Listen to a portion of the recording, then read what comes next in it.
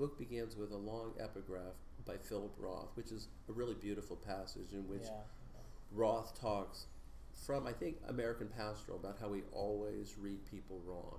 They get us wrong, we get them wrong, and the key, he doesn't really have an answer to it other than to say it's really important to acknowledge that, and it's really important to wrestle with that, to not blink from irreducible human subjectivity. Like, how do we live with that space? I think it's a really crucial question.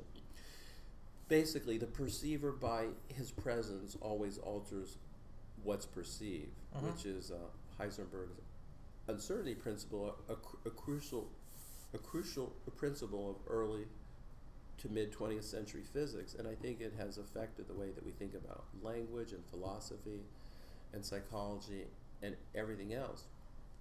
So the book began with that long passage of Philip Roth. So I sort of went back and reread all of my essays, looking for essays I could sort of use as material to work from. So the book is, I hope, a radical rewriting of my earlier work. I reconceive them, I restructure them, I rethematize them, and rewrote them, all to put increasing pressure on the governing notion, namely of how do we live with this eroticized space between people, which is always maddeningly present.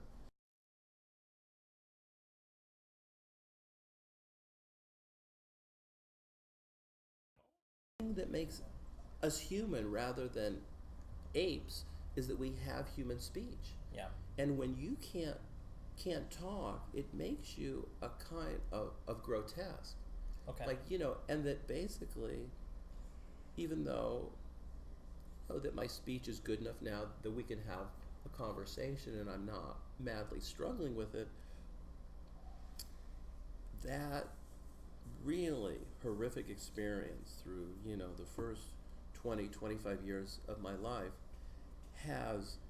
it's not only like, okay, big deal, the kid stuttered, it's that, man, that corroded my soul in really interesting ways, but it also catalyzed my soul. Sure. It's made Searching, me you're seeking, but it's also has made me a verbal obsessive, and it's also has made me willing to take, I hope, the literary risks I take, so that I'm so glad I can finally speak, whether orally or on the page, that I'm not about to waste this precious commodity of language.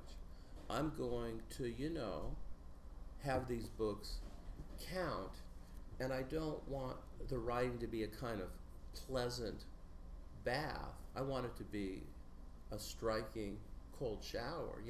The Kafka line you've probably heard me quote, a book is an act to break the frozen sea within us. Oh, that's beautiful. I take books really seriously. Yes. Precisely because they're the act of communication that connects us, which I had trouble performing throughout my childhood.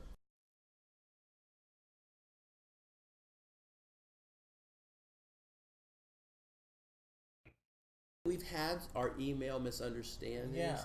I forgot if we had these little mini arguments about this or that. But it's sort of like that you'll send me something and sometimes I won't respond, sometimes I will. I'll send you something and sometimes you'll respond.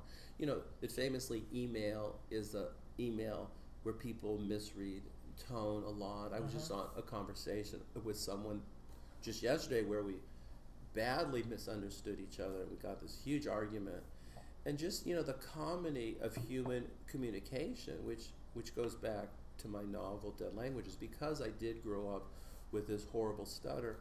I feel like I'm really, really tuned in to human miscommunication. I feel like I have relatively sensitive antennae for tone and understanding and misunderstanding. Yeah. I'm really interested in that.